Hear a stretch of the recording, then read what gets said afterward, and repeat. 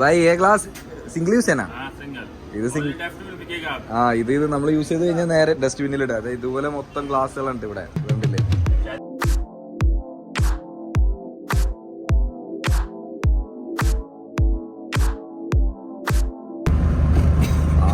5 പേര് കേസ്, നമ്മൾ ടോട്ടൽ 6 പേര്, ഡ്രൈവറടക്കം 6 പേര് കേട്ടോ. ഞങ്ങളിത് ഇപ്പൊ പ്രയാഗ്രാജ് വണ്ടി ഇറങ്ങിയത്. ഇപ്പൊ സമയം ഏകദേശം 5 മണിട്ടാ. ഇവിടുത്തെ ഈ സ്റ്റേഷനിലെ തിരക്കാണ് കഴിച്ചത്. എന്റെ മോനെ ഭയങ്കരമായിട്ട് വിസിലടിച്ചിട്ട് അങ്ങോട്ട് ഓടിക്കുന്നു ഇങ്ങോട്ട് ഓടിക്കുന്നു, അതിലെ പോകാൻ പറയുന്നത്. എന്തായാലും കൊള്ളാം എന്റെ അമ്മ.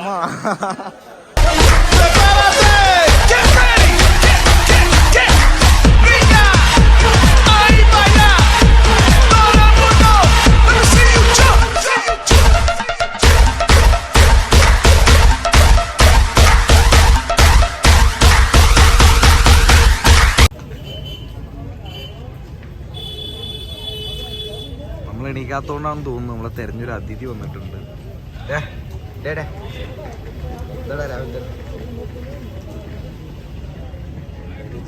രാവിലെ എന്റെ സ്ഥലത്താണ് വന്ന് കിടക്കണത് എന്താണ് പറയണേ. ഇപ്പൊ സമയം 7:30 നേരത്തെ എണീക്കുന്നുള്ളൂ. ടെന്റിന്റെ ഉള്ളിലായിരുന്നു. ഇനി ഇവിടുന്ന് റെഡി ആയിട്ട് വേണം അടുത്ത സ്റ്റേഷനിലേക്ക് പോവാം. കഥകളൊക്കെ ഞാൻ പറഞ്ഞുതരാം ഗൈസ്. भैया ടീ അച്ഛാ ടീ ഇന്നലെ കഴിച്ച അതേ ചാന്ദ്രി ടീ ആണ് കേട്ടോ മച്ചാ. കുടി ഇതോടെ വെച്ചിന്റെ ഗൈസ് മച്ച എണീക്കുന്നു കേട്ടോ. സൗണ്ടൊക്കെ പോയിട്ട് കഴിച്ചു ഇന്നലെ കുറച്ചധികം നേരം. അച്ഛാ ടീ ഇന്നലെ തണുപ്പൊക്കെ കുറച്ച് കൂടുതലായിരുന്നു. ഞങ്ങൾ ഈ ജാക്കറ്റൊക്കെ ഇടാൻ കുറച്ച് ലേറ്റ് ആയിരുന്നു. അതുകൊണ്ട് തൊണ്ടയ്ക്കൊക്കെ പണി കിട്ടിയിട്ടുണ്ടെന്ന് തോന്നുന്നു. പിന്നെ വേറൊരു കാര്യം എന്താ വെച്ചാൽ ഈ ഗ്ലാസ് ഇത് സിംഗിൾ യൂസ് ആട്ടോ. ഇത് മണ്ണിന്റെ ഗ്ലാസ് ആണ്. ഭായ് ഏ ഗ്ലാസ് സിംഗിൾ യൂസ് ആണ്. ഇത് നമ്മൾ യൂസ് ചെയ്ത് കഴിഞ്ഞാൽ നേരെ ഡസ്റ്റ്ബിന്നിൽ ഇടുക. അതായത് ഇതുപോലെ മൊത്തം ഗ്ലാസ്സുകളുണ്ട് ഇവിടെ, കണ്ടില്ലേ? ഓ ചായ ആഗ്ര സ്പെഷ്യൽ. കൊള്ളാട്ടെ, നൈസ് ടീ ആണ്. കിतना പൈസ? 20 റുപ്പീസ്. ഒരു ചായക്ക് 20 രൂപ ഉണ്ടാവും. എന്തായാലും കൊള്ളായിരുന്നു, നൈസ്. ഞങ്ങൾ കുടിച്ചു. ഞങ്ങൾ ഇന്നലെ ഇവിടെ നിന്ന് കുടിച്ചായിരുന്നു. പക്ഷെ ഇത് ഇങ്ങനെ സിംഗിൾ യൂസ് എന്നുള്ള അറിയില്ലായിരുന്നു. ഞങ്ങൾ ഇന്നലെയും കുടിച്ചിട്ട് അവിടെ തന്നെ വെച്ചിട്ട് പോയിട്ടാണ്. അത് ഇന്ന് അതിനുള്ളിലിട്ട്, അല്ലെങ്കിൽ അത് പൊട്ടൂലായിരുന്നു. നമ്മളൊരു സ്മാരകം പോലെയൊക്കെ നാട്ടിലേക്ക് കൊണ്ടുപോകാനായിട്ട്. അത് നമ്മൾ ടെൻ്റെല്ലാം മടക്കിക്കൊണ്ടിരിക്കുക കേട്ടോ. ഇത് ഈ ചേട്ടൻ വന്നിട്ട് ഭയങ്കര കൗതുകത്തോടെ നോക്കുന്നു. മച്ചാൻ മടക്കുന്നതാണ് നമ്മുടെ സ്ലീപ്പിംഗ് ബാഗ്. ഒരു ബാഗ് ഇത് ഞാൻ കിടന്നിരുന്നതാണ്. മച്ചാൻ കിടന്നിരുന്ന സാധനം ഇവിടെ അത് മടക്കി ഇതിനകത്ത് കയറ്റിയിട്ടുണ്ട് കേട്ടോ. 2 സ്ലീപ്പിംഗ് ബാഗും പിന്നെ ഞങ്ങളെ ബാഗും സാധനങ്ങളൊക്കെ അതിൻ്റെ ഉള്ളിൽ തന്നെ വെച്ചിരുന്നത്. ഞാനത് കാണിക്കാൻ വിട്ടുപോയി. അപ്പോൾ സാധനമൊക്കെ എടുത്തതിന് ശേഷമാണ് വിചാരിച്ച് കാണിക്കാൻ. അപ്പോൾ ഒരു കുപ്പി വെള്ളം ഉണ്ടായിരുന്നു. പിന്നെന്ത് ടെൻ്റ് അയച്ചുകൊണ്ടിരിക്കുന്നു ഇപ്പോൾ.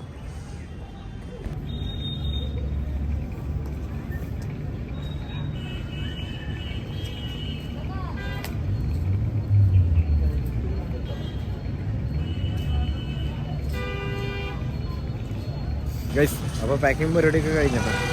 അത്രേ ഉള്ളൂ. ഇനിയൊന്ന് റെഡി ആവണം, ചായ എന്തെങ്കിലും കുടിക്കണം. അതിന് ശേഷം 8:40 ആഗ്ര ഫോർട്ടിൽ നിന്ന്, ഇനി ഇവിടുന്ന് ആഗ്ര ഫോർട്ടിലേക്ക് പോകണം. ആഗ്ര ഫോർട്ടിൽ നിന്നാണ് ട്രെയിനുള്ളത്. ഞങ്ങൾ കിടന്നതിൻ്റെ തൊട്ടപ്പുറത്ത് തന്നെ വേറെ ആളുകളൊക്കെ കിടക്കുന്നുണ്ട്. ഇന്നലെ ഞങ്ങൾ സെയിം സ്ഥലത്ത് തന്നെ കിടന്നിരുന്നത്. ഇപ്പോൾ ഇന്നിപ്പോൾ രാവിലെ അവരെ ക്ലീൻ ചെയ്യാനൊക്കെ ആയിട്ട് ഒരു അക്ക വന്നിട്ടുണ്ട്. ഇവിടെ ഓൾറെഡി ഫുൾ ടൈം തിരക്കാണ്. ഈ ആഗ്ര ഫോർട്ട് എന്ന് പറഞ്ഞാൽ ചെറിയൊരു സ്റ്റേഷനാണ്. ആണല്ലേ? അയ്യോ അതെ റെയിൽവേ ജോലിക്കാരനില്ല.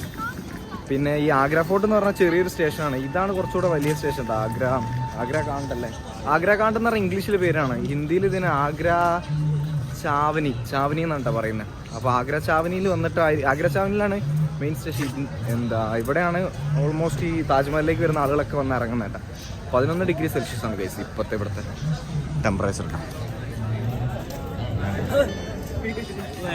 ടെമ്പറേച്ചറും പരിപാടികളൊക്കെ. എന്താ ഓ അത് ഭയങ്കര ഞാൻ കാണിച്ചു തരാം. ഞങ്ങൾ നേരെ അങ്ങോട്ടോ പോകുന്നു.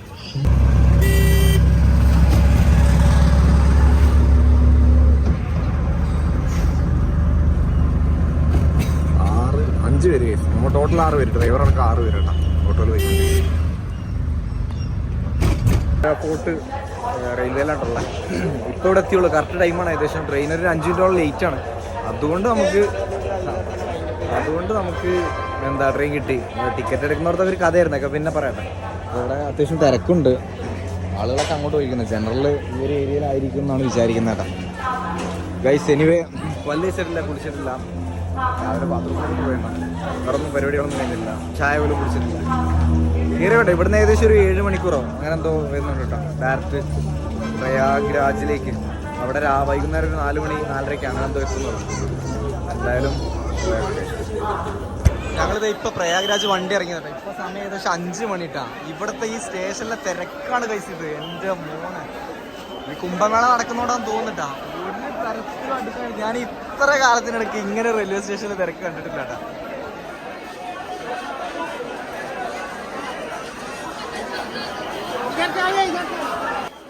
ഇവിടെ ആകേണ്ട ഒരു പോസിറ്റീവ്, ആളുകളെ വണ്ടി കയറ്റാൻ ഇതിനൊക്കെ പോലീസുകാർ നിൽക്കുന്നുണ്ട് കേട്ടോ. പക്ഷേ ഏതാ ഭയങ്കരമായിട്ട് വിസിലടിച്ചിട്ട് അങ്ങോട്ട് ഓടിക്കുന്നു ഇങ്ങോട്ട് ഓടിക്കുന്നു, അതിലെ പോകാൻ പറയുന്നത്. എന്തായാലും കൊള്ളാം എൻ്റെ അമ്മ. ഇതൊരൊന്നൊന്നര എക്സ്പീരിയൻസ് ആവും. രസം എന്താന്ന് വെച്ചാല് ഇതുപോലെയാണ് ഞങ്ങൾ തിരിച്ചു പോകാനുള്ള കേസ്. ഇതൊക്കെ ചിലപ്പോൾ കുംഭമേളയ്ക്ക് വന്ന ആളുകളായിരിക്കും കേട്ടോ. ഇവരൊക്കെ ഇതുപോലെ എന്താ പറയാ തിരിച്ചു പോകാൻ വേണ്ടിയിട്ട് വണ്ടിക്ക് വെയിറ്റ് ചെയ്യുന്നതായിരിക്കും. ആ ട്രെയിനും ഇല്ല ഇങ്ങോട്ട് വല്ലാണ്ട്. എൻ്റെ അമ്മ, അവിടെ നമ്മൾ ഇറങ്ങിയ ഭാഗത്ത് മാത്രമല്ല കേട്ടോ, ഇപ്പുറത്തൊക്കെ ഭയങ്കര തിരക്ക് തന്നെയാണ്. അതുകൊണ്ടാ അപ്പുറത്തെ സൈഡിലൊക്കെ ആളുകൾ നിൽക്കുന്നുണ്ടാ.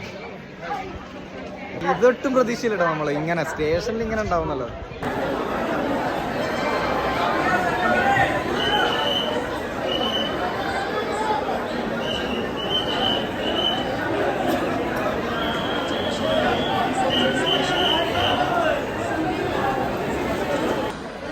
പ്രയാഗ്രാജ് സ്റ്റേഷൻ ഭയങ്കര വലുതാട്ടാ. ഭയങ്കര വലുതെന്ന് പറഞ്ഞാൽ ഇതുണ്ടല്ലേ എൻട്രൻസിന്റെ ഏരിയ ആണിത്.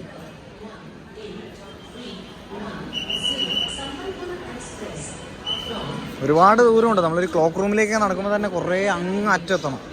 പക്ഷെ ക്ലോക്ക് റൂം തിരക്കാണ്. ഞങ്ങൾ പുറത്ത് ഈ ബാഗും പരിപാടിയെല്ലാം വെക്കാമെന്ന് വിചാരിച്ചിട്ടാ. ഇതാണ് ഇതിൻ്റെ എക്സിറ്റ് അഥവാ എൻട്രൻസ്.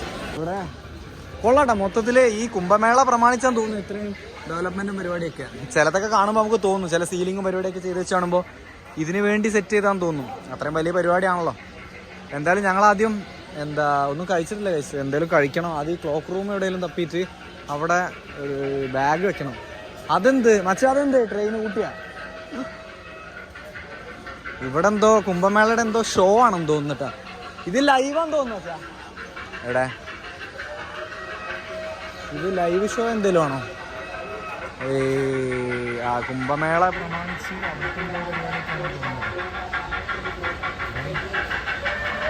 ഊട്ടിയിലെ കാണുന്ന പോലത്തെ. വാ എൻ്റെ മോനെ, ഇത് കിടിലം വ്യൂ ആയിട്ടാ. ഇന്നേ വരെ ഒരു റെയിൽവേ സ്റ്റേഷൻ ഇത്ര അടിപൊളിയായിട്ട് അലങ്കരിച്ച് വെച്ച് ഞാൻ കണ്ടിട്ടില്ല കേട്ടാ.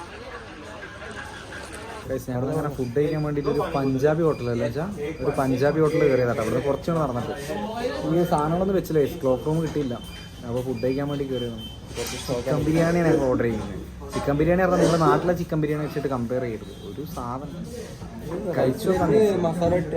അതെ, ഒരു നെയ്ച്ചോറ് പോലത്തെ റൈസ് അങ്ങോട്ട് പോയിട്ടുണ്ട്. അതിൽ നിന്ന് മസാല ചിക്കനൊക്കെ ഇട്ടിട്ട് മിക്സ് ചെയ്തിട്ട് കൊണ്ടുവരലായിരിക്കും എന്നാണ് തോന്നുന്നത്. എന്തായാലും കഴിച്ചിട്ട് എന്താ അവസ്ഥ എന്ന് പറയുന്നത്. കുഴപ്പമില്ല. പിന്നെ എന്നാത് ഞങ്ങൾ ഇന്നൊന്നും കഴിച്ചിട്ടില്ല. രാവിലെ ചായ അടിച്ചിട്ട് പോകുന്നല്ലോ വെച്ചാൽ ചാന്ദ്രി ചായ കുടിച്ചാൽ അതേ ഉള്ളൂ, വേറെ അറിയില്ല. അതോ നമ്മളെ പറ്റിച്ച് 40 രൂപ എന്ന് പറഞ്ഞിട്ട് അവൻ 50 രൂപ എന്നിട്ട് ബാക്കിയൊന്നുമില്ല കഴിച്ചത്. അതെന്താണ് അവൻ്റെ ആ ഒരു ഫിലോസഫി നമുക്ക് അറിയില്ല. 50 രൂപ പറയുമ്പോൾ അങ്ങനെ ബാക്കി അത്ര ഉള്ളൂ. അതിന് റിയാക്ഷൻ എന്താ കാര്യം മനസ്സിലായില്ല. നമ്മളെല്ലാം അപ്ഡേറ്റ് ചെയ്യാം. അപ്പോൾ നിങ്ങൾ ആഗ്ര പോയി കഴിഞ്ഞാൽ അതിന് അപ്പുറത്തുള്ള, അതായത് ഞങ്ങൾ ടെൻ്റ് അടിച്ച ഏരിയ ഉണ്ടല്ലോ അതിൻ്റെ പുറത്ത്, അവിടെ ചായ കുടിക്കുമ്പോൾ 20 രൂപയെ കൊടുക്കാൻ പാടുള്ളൂ. കൂടുതൽ കൊടുത്താവും മേടിച്ചു. വെള്ളം ഞങ്ങൾ സ്റ്റേഷനിൽ നിന്ന് നല്ല കുടിവെള്ളം ഉണ്ടായിരുന്നു കേട്ടോ. അപ്പോൾ അതൊരു കുത്തി നിറച്ചു. അങ്ങനെ ഏകദേശം ഒരു 10-20 മിനിറ്റ് വെയിറ്റ് ചെയ്തിട്ട് ബിരിയാണി, ചിക്കൻ ബിരിയാണി കൊണ്ടുവന്നുണ്ട് കേട്ടോ. നമ്മുടെ നാട്ടിൽ ഏകദേശം മിക്സറൊക്കെ പോലെ കേട്ടോ. അതായത് ഇവിടുത്തെ റൈസ് പരിപാടി കുഴപ്പമില്ല. എന്താ ടേസ്റ്റ് എന്താ അവസ്ഥ പറയണം. അച്ഛൻ കഴിച്ചാൽ അങ്ങനെയുണ്ട്.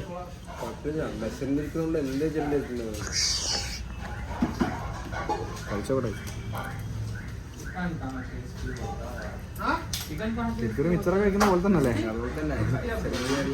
മിക്സറൊക്കെ കഴിക്കുന്ന പോലെ തന്നെ ഉണ്ട് കേട്ടോ. വിശന്നിരിക്കുന്നോണ്ടോ വലിയ കുഴപ്പമില്ല, അഡ്ജസ്റ്റ് ചെയ്യാല്ലേ, കുഴപ്പമില്ല. ഇതൊന്നും പഞ്ചാബി സ്റ്റൈൽ അങ്ങനെയാണോ? ആയിരിക്കുമല്ലേ. അറിയില്ല എന്തായാലും തീർത്തിട്ട് വരാം. ഞങ്ങൾ കിടക്കുന്നതിന് മുന്നായിട്ട് ഒരു ചായ കുടിച്ചിട്ട് കിടക്കാന്ന് വിചാരിച്ചാട്ടാ. അപ്പത്തെ ഇത് നോക്കി ചായ ഉണ്ടാക്കുന്നുണ്ടാ. ഒരു ഇതെന്താണ് അടുപ്പ് പോലൊരു സാധനമാണ്. ഫാൻ വെച്ചിട്ട് കനൽ, ഇതിൽ കനലാണ്. ഈ കനൽ ഫാൻ വെച്ചിട്ട് ഫുൾ ടൈം ഫാൻ വർക്കിംഗ് ആണ്. ഈ കനൽ ഇതുപോലെ തന്നെ നിലനിർത്തുന്നത്. എന്നിട്ട് അത് ചൂടാക്കിയിട്ട് ചായ ഉണ്ടാക്കുന്നത്. ഇത് പാലാണ് ഇതിൽ. ഇത് അതിലേക്ക് വെച്ചിട്ട് കൊള്ളാട്ട പരിപാടി.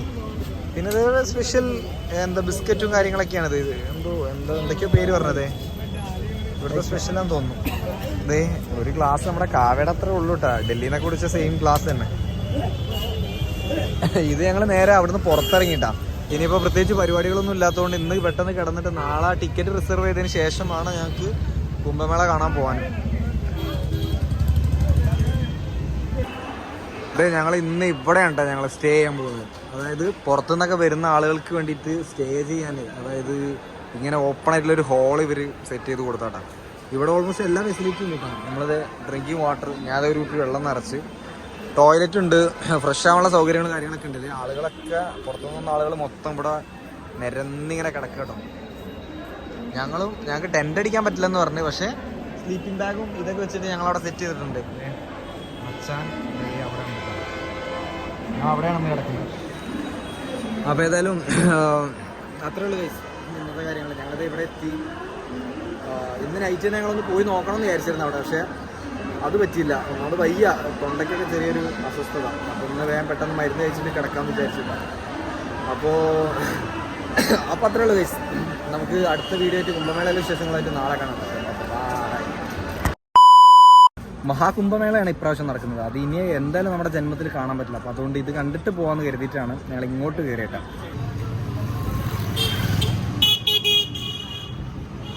ഇപ്പം നോർത്ത് ഇന്ത്യൻസ് ആണ്, ഈ സൗത്ത് ഇന്ത്യൻസ് ഒക്കെ വളരെ കുറവാണ്. എത്ര ഏക്കറിലാണ് ഇത് സ്ഥിതി ചെയ്യുന്നതെന്ന് അറിഞ്ഞൂടാ. ഞാൻ കാണിച്ചു തരാം.